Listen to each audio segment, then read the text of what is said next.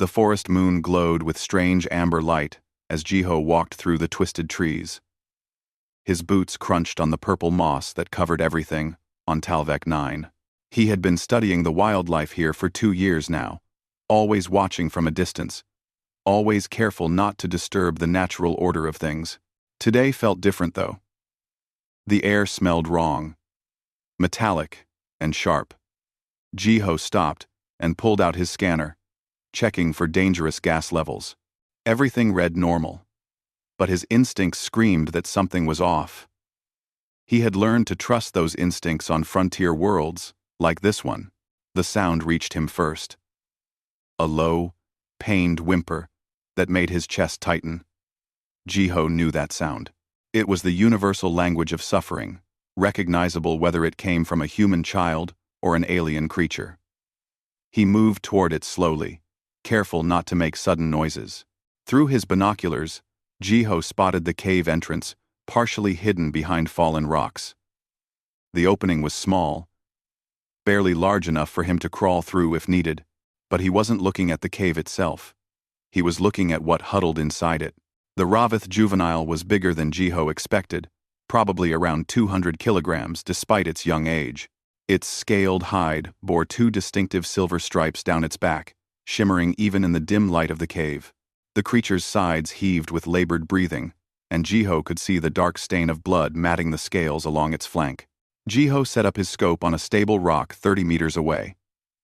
Through the enhanced lens, he could see the full extent of the injuries. 3 deep lacerations ran from the creature's shoulder to its hindquarters. The wounds looked like they came from claws, probably from another Ravith. The edges had already started turning a sickly purple color. Infection. His mind raced through everything he knew about Ravith social structure. They lived in packs, hunted cooperatively, and had strict hierarchies. Juveniles went through combat trials as they matured, proving their worth to the pack. Sometimes those trials went wrong. The haunting calls echoed through the forest then, making Jiho's skin prickle. He turned his scope toward the sound and found them. 7 adult Ravith moved through the trees, about half a kilometer away. Their bioluminescent markings flashed various colors as they communicated with each other. Red for aggression, yellow for alertness, green for calm. Jiho watched them circle the area, always keeping that same distance from the cave. They never came closer. They never called to the juvenile, hiding in the rocks. After an hour, they moved away, their calls fading into the dense forest. The realization hit Jiho like a physical blow. They had abandoned it. The injured juvenile had been left behind, cast out from the pack. He wanted to believe there was another explanation, but the evidence was clear. The pack knew exactly where the juvenile was, and they were deliberately staying away. Jiho pulled out his communicator and checked in with Research Outpost Gamma. Dr. Heejin's voice crackled through the speaker, asking for his status report. He told her he was extending his survey mission by a day, maybe 2. There was an interesting fungal colony he wanted to document. The lie came easily, which bothered him more than he wanted to admit. He looked back at the cave. The juvenile hadn't moved. Its bioluminescent markings, which should have been pulsing with bright colors, barely flickered. The creature was dying. Every bit of his training told Jiho to leave. The first rule of xenobiology was observation without interference. Don't disrupt natural processes. Don't impose human values on alien cultures. Let nature take its course. He had followed those rules religiously for his entire career. But sitting here, watching a young creature slowly die alone in the dark, Jiho found he couldn't walk away. He set up camp within visual range of the cave. Not close enough to threaten, but close enough to watch. The juvenile's eyes tracked him as he moved around, setting up his small shelter and unpacking his gear. Those eyes glowed, a dull amber, in the growing darkness. Jiho started his portable camp stove and heated his dinner rations. The smell of cooked protein filled the air.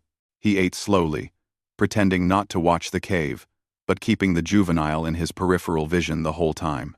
The creature's nostrils flared as it caught the scent, but it didn't move from its hiding spot. Night fell quickly on Talvek 9. The temperature dropped 20 degrees in less than an hour. Jiho activated his thermal sleeping bag and heating unit, settling in for the night. Through his thermal scanner, he could see the juvenile's body temperature displayed in yellow and orange. Warm-blooded, like earth mammals, but with a baseline temperature about 5 degrees higher than humans. As the hours passed, those warm colors began to fade. Yellow shifted to orange, then to red, then to purple. The juvenile's body temperature was dropping. Combined with the blood loss and infection, hypothermia would kill it before morning. Jiho sat up and stared at his scanner. He could heat more food. The smell might draw the creature out, give it motivation to move, to keep its metabolism active, or it might just torture the dying animal with the scent of food it was too weak to reach. He checked his medical kit. Inside were supplies designed for xenofauna, broad-spectrum antibiotics, and tissue regenerators that worked on most carbon-based life forms. The kit had been issued for emergencies, for situations where saving an animal's life served a research purpose or prevented a dangerous situation. This wasn't an emergency. This was one juvenile of a species that humans had no formal relationship with. Saving it served no research purpose. If anything, interfering with Raveth pack dynamics could damage future study opportunities. But Jiho found his hand hovering over the medical kit anyway. He forced himself to close it and put it away. Not yet. He would wait. Observe. Maybe the pack would return. Maybe he was misunderstanding their behavior. Maybe this was temporary. Some kind of test or ritual he didn't comprehend yet. The temperature continued to drop. Jiho added another thermal layer to his shelter and checked his scanner again. The juvenile's temperature had fallen another 3 degrees. Its breathing had become rapid and shallow, a sign of distress in most species. Jiho thought about his grandmother back on Earth. She used to say that sitting with someone who suffered was sometimes the only thing you could do. You couldn't always fix the pain, but you could make sure they didn't face it alone. He pulled his jacket tighter and whispered into the darkness, "I'm here. You're not alone." The juvenile's eyes flickered toward him, barely visible in the gloom. For a moment, their gazes met across the 30 meters of space between them. Then the creature's eyes closed, its bioluminescent markings fading to almost nothing. Jiho didn't sleep that night. He sat in his shelter, running his scanner every few minutes, watching the creature's vital signs slowly fail. The professional part of his mind documented everything, noting the progression of symptoms, the rate of temperature decline, the intervals between breaths. The human part of his mind just watched a child die alone in the dark. As the first pale light of dawn touched the amber trees, Jiho made his decision. He didn't know if it was the right one. He didn't know if he was about to destroy his career, violate every protocol he had ever learned, or make an enemy of an entire alien species. But he knew he couldn't sit here and do nothing for another day. Jiho reached for his medical kit and began preparing supplies. The juvenile's eyes opened slightly, watching him with what might have been curiosity, or might have been nothing more than the wandering attention of a dying creature. "Okay," Jiho said softly, laying out antiseptic spray and tissue regenerators on the ground beside him. "Let's see if we can help each other." Jiho didn't move toward the cave. Instead, he did something that felt completely wrong to his impatient human brain. He waited. The medical supplies lay arranged on a flat rock beside him like offerings. Antiseptic spray in a silver canister. Tissue regenerator patches in sealed packages. Broad-spectrum antibiotic injections in their sterile tubes. Everything was visible, laid out in the open, where the juvenile could see them. Jiho returned to his normal routine. He heated water for coffee. He checked his equipment. He made notes in his research log, narrating in a low, calm voice, as he always did when working alone. The only difference was that now he knew someone was listening. "The morning temperature is -5 degrees Celsius, he said, his breath misting in the cold air. The local moss has started releasing spores. They look like tiny golden stars floating in the sunlight. Pretty, actually. The juvenile watched him from the cave. Jiho could feel those amber eyes tracking his every movement. But he didn't look directly at the creature. Predators, he knew, often saw direct eye contact as a challenge or a threat. His communicator buzzed. Dr. Heejin's voice cut through the quiet morning. Jiho, what's your actual location? Your transponder shows you haven't moved in 16 hours. Jiho considered his words carefully. I found something interesting. I need more time to document it properly. Interesting how? What kind of documentation requires a stationary position for 16 hours? Behavioral observation. It's delicate. I can't rush it. There was a long pause. Jiho imagined Heijin sitting in her office at the outpost, staring at her screen, trying to decide if he was lying. They had worked together. For 2 years. She trusted him. But she also knew. When something didn't add up, you have 48 hours, she finally said.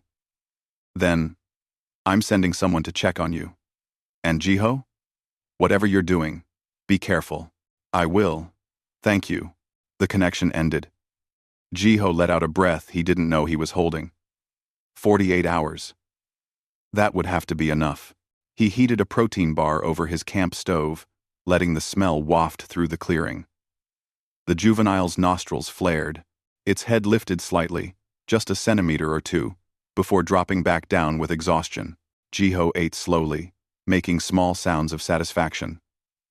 When he finished, he placed another protein bar on the rock with the medical supplies, about 10 meters from his shelter. Then he returned to his spot and continued his routine. Hours passed. The sun climbed higher in the amber sky. Jiho talked about nothing important.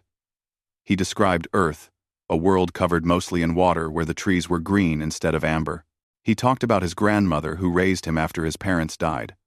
He mentioned a dog he had as a child. A small, fluffy thing named Bomi who was afraid of thunder but loved chasing leaves in autumn. Bomi was stubborn, Jiho said, cleaning his cooking pot. She wouldn't come when called. But if you sat down and waited, eventually she'd come to you on her own terms. Animals understand patience better than humans do sometimes. The juvenile's breathing had grown worse. The wheezing sound carried across the distance between them. Jiho checked his medical scanner discreetly. The infection was spreading. The purple discoloration had reached the creature's shoulder now, creeping toward its neck. He had maybe 24 hours before septic shock would kill it. That evening, as Jiho prepared his dinner, he heard movement. Not from the cave, but from the forest. The Raveth pack had returned. He could see them through the trees, their bioluminescent markings flashing in complex patterns. They were communicating. But about what? He couldn't tell. The pack came closer this time, stopping about 200 meters away. Close enough that Jiho could count them. 7 adults, each one massive and powerful, their scales gleaming in the fading light. The largest one, a female with scars across her muzzle, stood at the front. Her markings flashed red, then yellow, then settled into a pulsing orange. Jiho watched them watch him. He didn't move from his spot by the camp stove, didn't reach for his weapon, just continued stirring his dinner as if 7 apex predators weren't staring at him from the tree line. The pack leader made a sound, a deep rumbling call that vibrated in Jiho's chest. The juvenile in the cave responded with a weak, pitiful cry. The sound of it broke Jiho's heart. The pack leader's markings flashed a brilliant blue, just for a moment. Then she turned and led the pack back into the forest. They disappeared as quickly as they had come, leaving only the echo of their calls behind. Jiho sat in the gathering darkness, trying to understand what he had just witnessed. The pack knew the juvenile was here. They could hear its calls. They could probably smell the blood and infection from that distance. But they didn't come closer. They didn't help. Why won't they help you? Jiho asked the darkness. He thought about what he knew of pack predators on Earth. Wolves sometimes abandoned sick members, but usually only when the pack itself was in danger.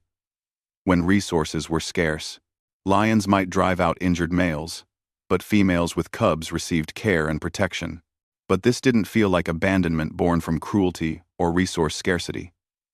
The way the pack leader had stood there, the blue flash of her markings, the careful distance they maintained, it felt like something else. Something Jiho didn't have the cultural context to understand. That night, he moved the protein bar closer to the cave. Not much. Just a meter or two. Small steps. Building trust took time. The second day passed much like the first. Jiho maintained his routine, narrated his actions, and slowly moved food closer to the cave entrance. The juvenile watched him constantly now, its eyes tracking him with more awareness. That was good. Awareness meant it was still fighting, still wanting to live. But the infection was winning. Through his scope, Jiho could see the purple discoloration had spread to the creature's neck. Its breathing came in harsh, rattling gasps. Time was running out. On the third morning, Jiho woke to find the protein bar gone. His heart leaped. He scanned the area and found it 3 meters from the cave entrance, partially eaten. The juvenile had moved during the night, had come out far enough to reach the food. Progress. Jiho placed another protein bar even closer, about 5 meters from his shelter. Then he settled down with his coffee and waited. Hours crawled by. The sun reached its peak and started its descent. Jiho began to think the juvenile wouldn't come out again, that the night journey had taken the last of its strength. Then he heard it. The scrape of claws on stone, the labored breathing growing louder. Jiho kept his eyes on his coffee mug, fighting every instinct to look up. Through his peripheral vision, he saw the juvenile emerge from the cave.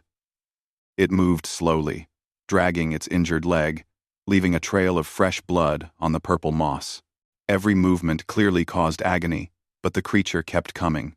It reached the protein bar and collapsed beside it, its sides heaving with effort. The juvenile was now only 15 meters away. Ugh, close enough that Jiho could see the individual scales on its hide, the way its bioluminescent markings flickered weakly. The thick mucus draining from its nostrils. Close enough to help, if the creature would allow it. Jiho finished his coffee slowly. He stood up, moving with deliberate calm, and laid out the medical supplies again. This time, he arranged them in a clear line, leading from his shelter toward the juvenile. A path of healing, if the creature chose to follow it. Then Jiho sat down and began to talk again. Not about Earth this time, but about what he was doing and why. That infection will kill you, he said softly. The purple color spreading across your scales. That's your body losing the fight against bacteria. But I have medicine. These silver canisters contain antiseptic that kills bacteria. These patches help damaged tissue grow back. These injections boost your immune system. The juvenile's eyes fixed on him. Those amber eyes held intelligence. Jiho was certain of it. Maybe the creature didn't understand his words, but it understood his tone, his intention. I know you're scared, Jiho continued. I would be too. I'm a strange creature from a strange world, and everything in your instincts probably tells you to run from me. But you can't run anymore, can you? You're too weak, too hurt, too tired. The juvenile's head lowered to the ground. Its eyes began to close.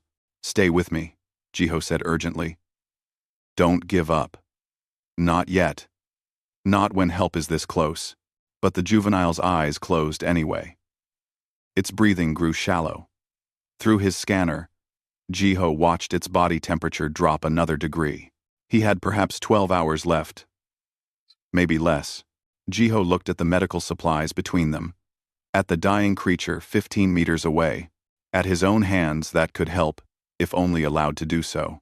The sun began to set, painting the amber forest in shades of gold and red, and Jiho sat in the fading light, waiting for a choice that only the juvenile could make.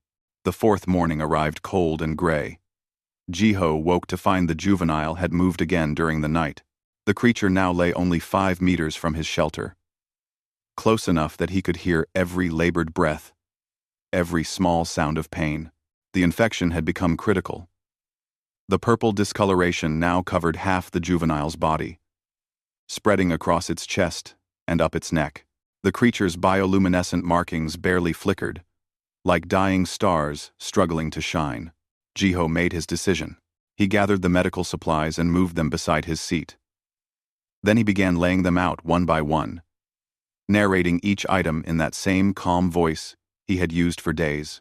"This is antiseptic spray," he said, holding up the silver canister. "It will hurt at first. A sharp sting. But then the pain will fade, and the medicine will start working." He set it down and picked up the next item. "These are tissue regenerator patches. They look like thin sheets of plastic, but they're actually alive in a way. They'll bond with your damaged scales and help them grow back healthy." Another item. "These injections contain antibiotics, medicine that fights infection from the inside. The needle looks scary, I know, but it's quick. Just a pinch, and then it's done." Jiho arranged everything in a neat row beside him. Then he sat back and simply waited. He didn't look at the juvenile directly, didn't reach toward it, just sat with his hands visible and empty, showing he meant no threat. An hour passed. Then, another. The sun climbed higher, burning off the morning mist. Jiho's legs cramped from sitting still, but he didn't move. Patience. That was all he had to offer now. The juvenile's breathing changed. It became slightly faster, more alert. Jiho kept his eyes on the horizon, but he could feel the creature watching him with new intensity. Another hour crawled by. Jiho's throat grew dry, but he didn't reach for his water bottle. Any movement might break whatever spell was forming between them. Then he heard it. A slight scraping sound. The juvenile was moving. Every muscle in Jiho's body screamed at him to look, to watch, to see what was happening. He forced himself to stay still, eyes forward, breathing steady. In his peripheral vision, he caught movement. The juvenile was dragging itself forward, 1 agonizing meter at a time. The creature moved so slowly that Jiho could count his heartbeats between each tiny advance. 10 beats, 20, 30. Another few centimeters gained. The juvenile's breath came in sharp gasps. Each movement clearly cost everything it had left, but it kept coming. 10 meters became 8. 8 became 5. 5 became 3. The juvenile was close enough now that Jiho could smell it. A sharp, musky scent mixed with the sickly, sweet smell of infection. 2 meters, 1 meter. And then the juvenile collapsed directly beside him. Jiho felt the heat radiating from the infected wound on his right side. He could hear the rapid, shallow breathing. Could see, in his peripheral vision, the rise and fall of the massive scaled chest. 200 kilograms of predator lay next to him, weak but still dangerous if it chose to be. He waited another 10 minutes, letting the juvenile adjust, letting it understand that nothing bad was happening, that Jiho was keeping his promise of help without harm. Then, moving slower than he had ever moved in his life, Jiho reached for the antiseptic spray. He held it where the juvenile could see it, letting the creature become familiar with the object. Then he extended his other hand, palm up and empty, toward the wounded flank. "I'm going to touch you now," he said softly. "Just my hand on your scales. If you want me to stop, move away." Jiho placed his palm gently on the scales near the wound. The juvenile flinched but didn't pull away. The scales felt hot under his hand, fever burning through the creature's body. "Good," Jiho whispered. "You're doing so good." He pressed the nozzle of the antiseptic spray and misted the edges of the wound. The juvenile jerked, letting out a sharp cry of pain. Jiho froze, hand still resting on the scales, waiting to see if the creature would bolt or attack. Instead, something remarkable happened. The juvenile's head turned slowly toward Jiho, and then, with obvious effort, the massive skull lowered and rested against his leg. The weight was enormous. Jiho's thigh went numb almost immediately under the pressure. But he didn't move, barely breathed. The juvenile had made a choice. It was choosing to trust him. Jiho continued cleaning the wound, working with slow, gentle movements. He misted antiseptic, wiped away infected tissue, and applied the regenerator patches. The juvenile trembled with each touch, its breath hitching with pain, but its head remained pressed against Jiho's leg. "Almost done," Jiho murmured. "You're being so brave, so strong." He prepared the antibiotic injection, a large dose calibrated for the juvenile's body mass. The needle was thick, designed to penetrate tough hide. This would hurt more than the spray. "Deep breath," Jiho said, though he knew the creature couldn't understand the words. "This is the worst part, but it's also the most important." He inserted the needle quickly and professionally, pressing the plunger to deliver the medication. The juvenile's entire body went rigid. Its claws dug into the purple moss, leaving deep gouges. But it didn't snap at Jiho, didn't pull away, just endured. When it was done, Jiho carefully bandaged the wound with synthetic wrap. The juvenile's bioluminescent markings, which had been barely visible, suddenly pulsed once, then twice, then settled into a soft, steady, blue glow. Jiho had read about this in his research. Blue markings indicated a trust response in Raveth, a sign of safety and acceptance within the pack. The juvenile was telling him, in the only way it could, that it trusted him. "Thank you," Jiho whispered, his voice thick with emotion. "Thank you for trusting me." The juvenile's weight increased as the creature relaxed fully against him. It was no longer just resting its head on Jiho's leg. The entire front half of its body had shifted, pressing against him, seeking comfort and warmth. Slowly, carefully, Jiho raised his hand and placed it on the juvenile's head. The scales there were cooler, smoother than those on the body. He stroked gently, the way one might pet a dog. The juvenile's eyes closed. Its breathing deepened, growing more regular.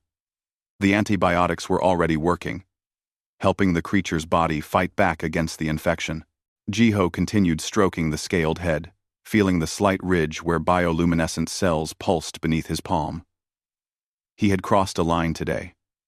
Not just the professional line between observer and participant, something deeper than that. He had formed a bond with this creature. And bonds meant responsibility. His communicator buzzed. The sound made the juvenile's eyes snap open, its body tensing for danger. Jiho kept his hand steady on the creature's head. "Shh," he soothed. "It's okay. Just noise. Nothing bad." He awkwardly pulled out his communicator with his free hand, trying not to disturb the juvenile too much.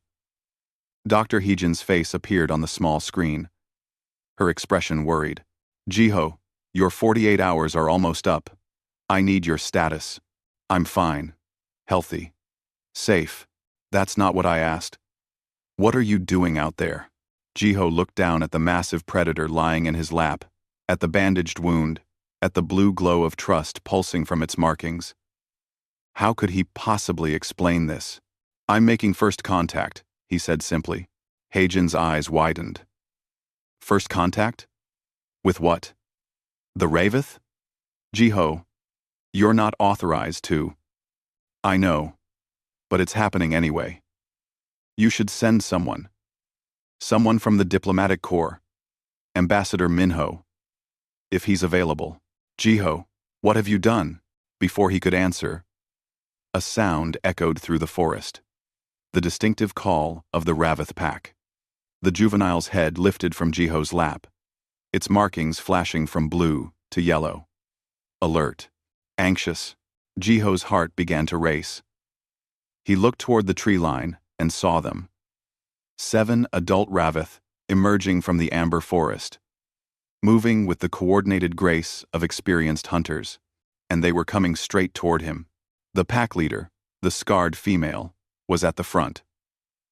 Her markings flashed red, then yellow, then an orange that seemed to pulse with emotion Jiho couldn't identify. The other pack members spread out, forming a semicircle around Jiho's camp. The juvenile tried to stand, to move, but it was too weak. It managed only to lift its head higher, letting out a soft, warbling call. The pack leader responded immediately, with a deep rumbling sound. Jiho sat perfectly still, one hand resting on the juvenile's head, the other holding the communicator. On the small screen, he could see Heijin's face, her mouth moving, as she shouted questions he couldn't process right now. The pack leader stopped 3 meters away. Her amber eyes locked onto Jiho's. She was easily 3 times the juvenile's size, her muscles rippling beneath scarred scales. One snap of those jaws could end him instantly. But Jiho didn't run, didn't reach for his weapon. He simply sat there with the injured juvenile in his lap, meeting the pack leader's gaze with quiet determination. The moment stretched into eternity. Then, the pack leader did something that made Jiho's breath catch in his throat. She lowered her massive head and exposed her throat. A gesture of complete vulnerability. A sign of trust.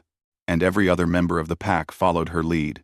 Jiho stared at 7 exposed throats, his mind racing to understand what he was witnessing. Every instinct said this should be impossible. Apex predators didn't show vulnerability to strange creatures. Pack leaders didn't submit to outsiders. Yet here they were, deliberately making themselves defenseless before him. The juvenile in his lap made a soft sound, almost like a purr. Its bioluminescent markings pulsed blue, then shifted to a warm golden color. The pack leader's markings responded immediately, flashing the same gold in return. They were communicating. And whatever the juvenile was saying, it was changing everything. Slowly, the pack leader raised her head and took 1 step closer. Then, another. She moved with careful deliberation, giving Jiho time to react, to refuse, to flee if he chose. But Jiho kept his hand on the juvenile's head and stayed perfectly still. The pack leader stopped just within arm's reach. This close, Jiho could see the patterns of scars across her muzzle and shoulders. Old wounds, long healed. She had survived many battles, led this pack through countless dangers. And now, she stood before him, choosing not to fight, but to communicate. Jiho remembered the protein bars in his pack. Moving slowly, telegraphing his intention with exaggerated movements. He reached into his bag and pulled one out. He broke it in half, keeping 1 piece for himself and extending the other toward the pack leader. She sniffed the offering, her nostrils flaring wide. Then, with surprising gentleness for such massive jaws, she took the protein bar from his hand. She consumed it in 2 bites, her eyes never leaving his face. For a long moment, nothing happened.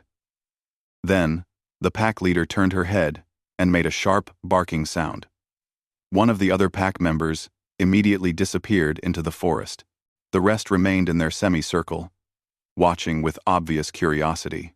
The juvenile shifted in Jiho's lap, trying to see its pack.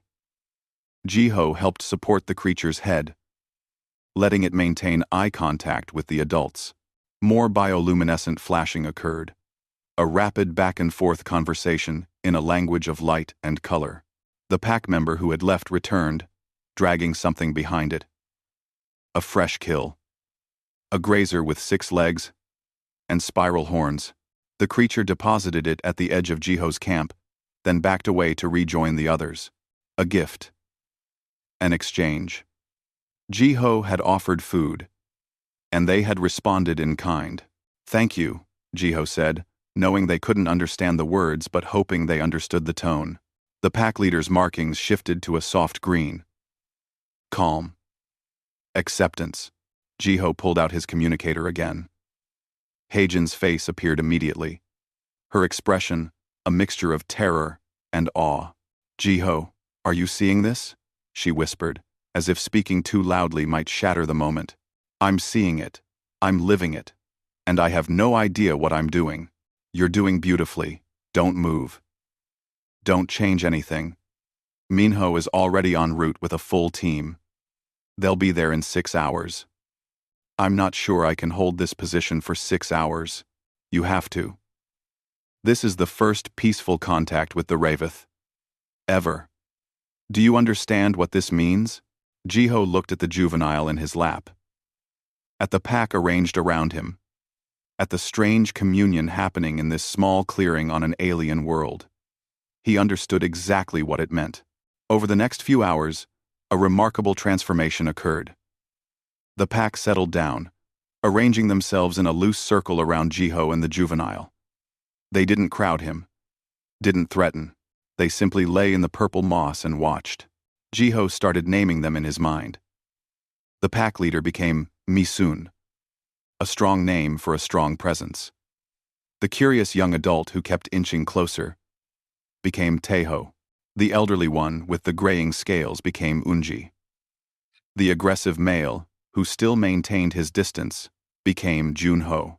And the juvenile in his lap, the one who had started all of this with its injured trust, he named Duri. Two stripes, two worlds coming together. Jiho began documenting everything, speaking into his recorder in a low voice.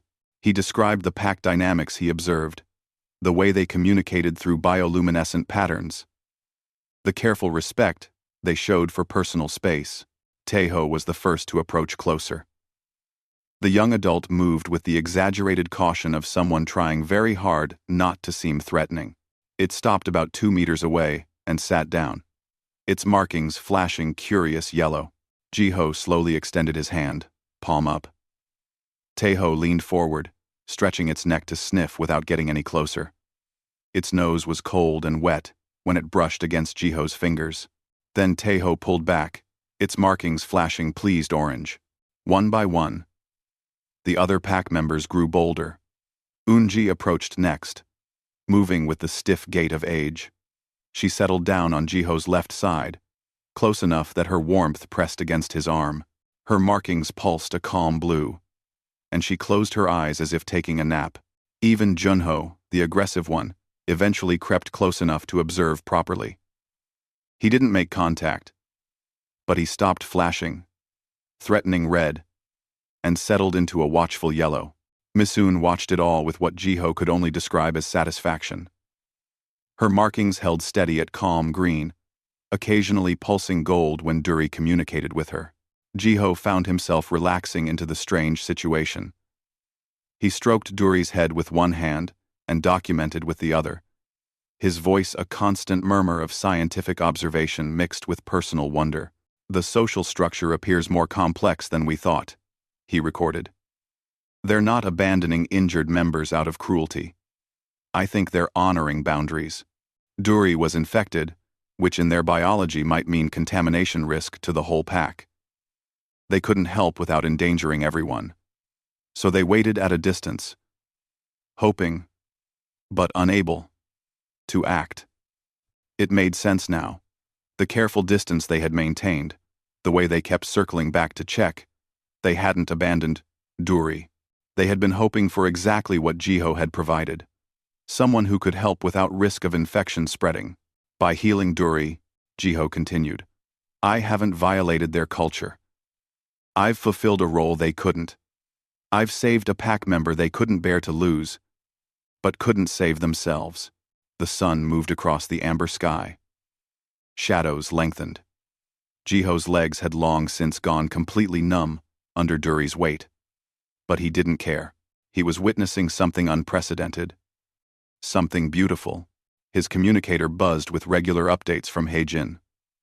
Minho's team was 3 hours out. Then 2 hours. Then 1. As the sun began its descent toward the horizon, Junho suddenly stood up. His markings flashed danger red, and a low growl rumbled from his chest. The entire pack immediately shifted to alert status, their bodies tensing, their markings flashing urgent yellow and orange. Mizun rose to her feet, positioning herself between Jiho and the forest. Teho and Unji flanked her, forming a protective wall. Even Duri tried to stand, though the juvenile was far too weak to actually move. Jiho's heart hammered in his chest. Something had frightened the pack. Something that made even these apex predators nervous. He strained his ears and heard it. A sound like grinding stone mixed with clicking chitin. Heavy footsteps that shook the ground. And then, He saw it emerge from the tree line. The Scarvan stood at least 4 meters tall, its body covered in thick, chitinous plates that gleamed like black metal. 6 legs, each ending in razor-sharp points, mandibles large enough to crush bone with ease, and eyes, multiple compound eyes that glittered with alien intelligence. Jiho had read about Scarvan in the colony reports. Solitary hunters, extremely territorial, aggressive, and nearly invincible thanks to their natural armor. Even adult Ravith avoided them when possible. The Scarvan's head swiveled, scanning the clearing. Its mandibles clicked rapidly, tasting the air. Then, its eyes fixed on Duri, and Jiho understood. The creature had been drawn by the smell of blood. It saw an easy meal, a wounded juvenile separated from its pack. The Scarvan began moving forward with terrible purpose. Misun roared, a sound so loud and deep that Jiho felt it vibrate through his bones. The pack spread out, preparing to fight, but Jiho could see the fear in their markings, the rapid flashing between red aggression and yellow anxiety. They would fight. They would die trying to protect their pack member. But against a Scarvan, they might not win. Jiho looked down at Duri, still lying weak and helpless in his lap. The juvenile's eyes were wide with fear, its markings pulsing erratic colors. Duri had survived the injury, survived the infection, survived abandonment. It couldn't end like this. Jiho made his decision in a heartbeat. He carefully shifted Duri behind him, using his own body as a shield between the juvenile and the advancing Scarvan. Then he stood, spreading his arms wide in mimicry of Misun's protective stance. He was small compared to the Ravith, fragile compared to the Scarvan. But he placed himself in the line of danger anyway, claiming his position in the pack's defensive formation. For one frozen moment, the entire clearing went silent. The Scarvan stopped advancing. The Ravith stopped moving. Everyone stared at the human, who had just declared himself protector. Then Misun moved, positioning herself directly beside Jiho. Teho took his other flank. The entire pack reformed their defensive line with Jiho as part of it, no longer protecting him but fighting alongside him. The Scarvan's mandibles clicked faster. It reared up on its hind legs, displaying its full, terrifying height. And then it charged. The Scarvan hit the defensive line like a battering ram. Misun took the main impact, her powerful shoulders absorbing the blow that would have crushed Jiho instantly. She slammed back against the creature's armored head, her jaws seeking any gap in its chitinous plating. Teho and Junho flanked it, their claws striking at the joints between armor segments. Jiho stumbled back from the force of the impact, nearly falling over Duri. The juvenile whimpered behind him, and Jiho felt a surge of protective fury stronger than any fear. The Scarvan's mandibles snapped closed centimeters from Misun's throat. She twisted away, but not fast enough. One mandible caught her shoulder, tearing through scales and drawing blood. Misun's roar of pain echoed through the forest. The pack attacked with renewed fury, but their claws and teeth skittered uselessly off the Scarvan's armor. The creature was built like a living tank, nearly invulnerable to physical attacks. Nearly, but not completely. Jiho's mind raced through everything he knew about Scarvan biology. Armored body, compound eyes, echolocation for hunting in the dark. That last detail sparked an idea. He grabbed his emergency beacon from his belt. The device was designed to emit high-frequency signals that could be detected by rescue teams across vast distances. But high-frequency signals meant ultrasonic pulses. Echolocation meant sensitive hearing. Jiho activated the beacon and threw it directly at the Scarvan's head. The effect was immediate and dramatic.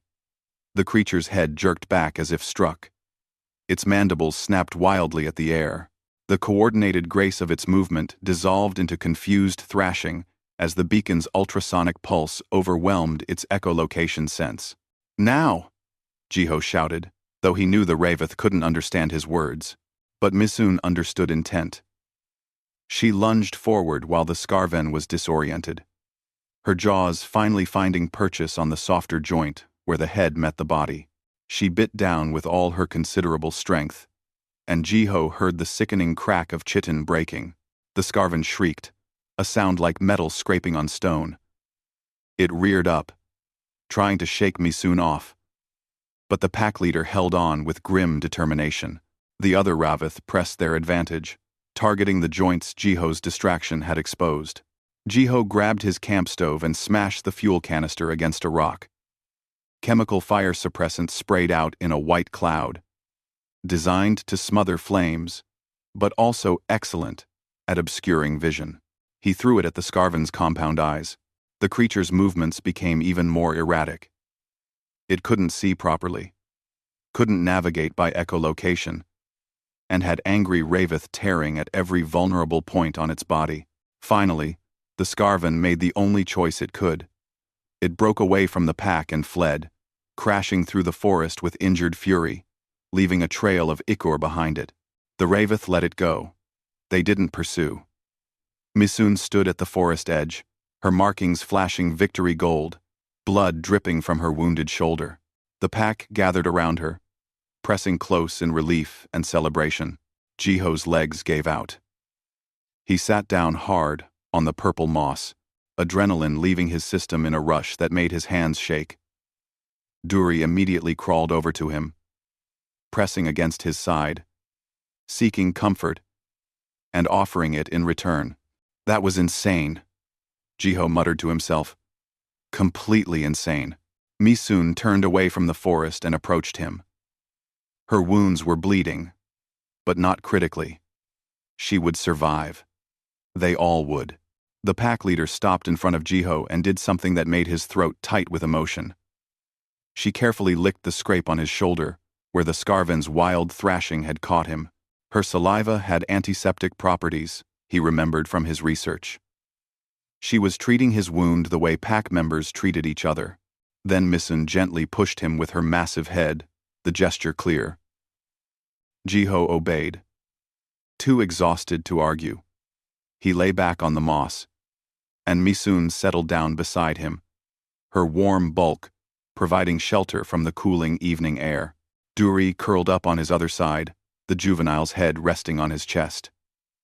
One by one, the other pack members arranged themselves around them in a protective circle. Unji's calm breathing on his left, Teho's warmth against his legs. Even Junho, the wary one, settled close enough to touch. They had accepted him, not as a curiosity or an observer, but as pack. Jiho's communicator buzzed insistently. He fumbled it out and saw Heijin's panicked face. Jiho, we saw the fight on your body cam feed. Are you hurt? Is everyone? We're fine, Jiho said, his voice rough with exhaustion. You fought a Scarvan. You and the Ravith pack fought together. Do you understand what you've just demonstrated? That humans are crazy? That cooperation between species is possible. That trust can be built.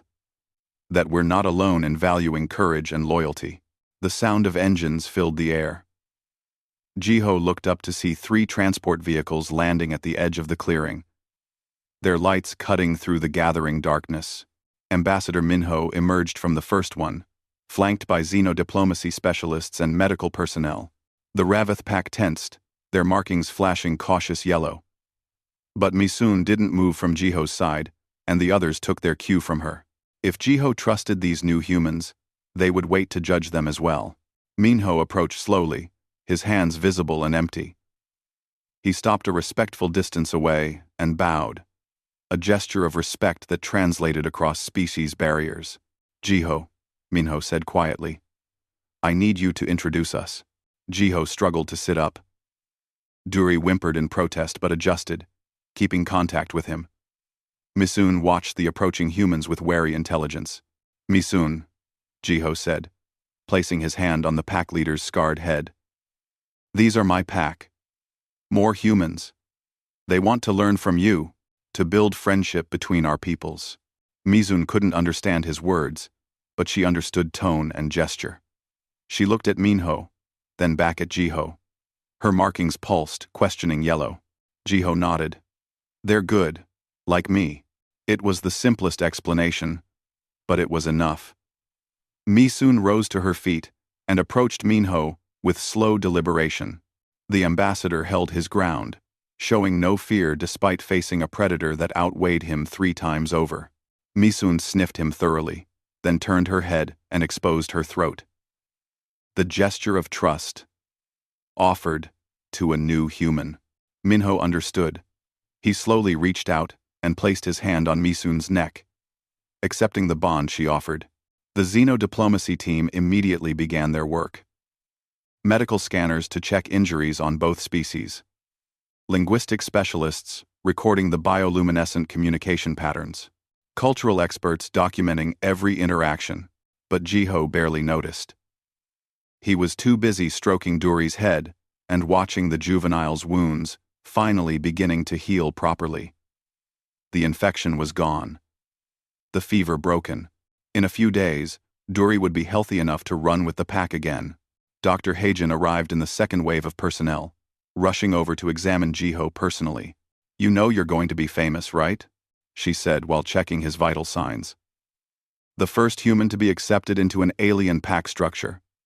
They're already calling you the first pack brother. I don't want to be famous. I just wanted to help. That's exactly why it worked. You didn't go out there to make history. You went to help a hurt creature. And that simple compassion changed everything." Over the following weeks, the clearing transformed into a proper embassy. Humans and Ravith learned to communicate through a combination of bioluminescent translation devices and patient observation. Cultural exchanges happened daily. Human children learned to read pack signals. Ravith juveniles learned human games. Duri became the bridge between species, comfortable with both humans and Ravith. The juvenile took on a new role in pack structure, one that hadn't existed before.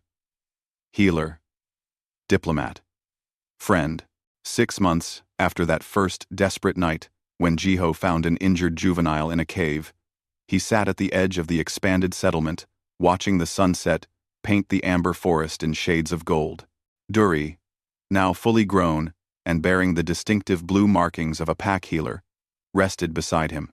The juvenile who had once been dying was now healthy and strong, its silver stripes shimmering in the fading light.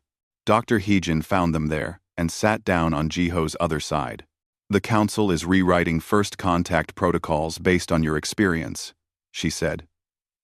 "The patient's approach. Building trust before action. Respecting alien cultures while offering help. It wasn't a protocol. It was just being decent. That's the point. The best diplomacy isn't about strategy or protocols. It's about recognizing another creature's suffering and choosing to help, even when you don't have to." In the distance, Mizun emerged from the forest with Ambassador Minho. The two were returning from a territorial survey, mapping the boundaries for the joint settlement. The pack leader's markings flashed warm gold, and Minho laughed at something, his hand resting comfortably on Misun's shoulder. More Ravith and humans moved through the settlement, working together, learning together. Teho helped human engineers understand the local ecosystem. Unji shared knowledge of medicinal plants with human doctors. Even Junho had warmed up, particularly to the human children who loved hearing him make his rumbling vocalizations. "What do you think will happen next?" Heijin asked. Jiho scratched behind Duri's ear ridge, earning a pleased rumble. "I think we're going to learn that family doesn't require the same biology. That courage looks the same whether you have scales or skin. That trust is the universal language." A group of human children ran past, chasing a young Ravith juvenile in some game whose rules made sense only to them. Their laughter mixed with the juvenile's excited barking calls. "You know what the Ravith call you?" Heijin said. "I finally got the translation right. In their language of light, the pattern they use for your name means one who sits with pain. It's a title of great honor. I just sat beside someone who was hurt." "Exactly. You didn't try to fix everything immediately. You didn't force help on someone not ready to receive it. You just sat there and waited until trust was possible. That's wisdom that took their species generations to learn, and you understood it instinctively." Duri's head rested heavy in Jiho's lap, just like that first desperate night. But now, it was comfort. Not desperation. Trust, freely given. Not born from hopelessness. The injured cub hid from its pack, Jiho murmured, remembering those first terrible days. The human sat nearby until it crawled into his lap, and the pack learned that sometimes family comes from unexpected places, Heejin finished. The sun set completely, and the bioluminescent markings of the Raveth began to glow in the darkness. Blues and greens and golds, creating patterns of light that humans were only beginning to understand. Language and art and emotion all flowing together in beautiful complexity. Jiho looked at the settlement around him, at two species learning to build something new together. All of it had started with one simple choice: to sit beside someone suffering and wait with patience until help could be accepted. Sometimes changing the world didn't require grand gestures or dramatic actions.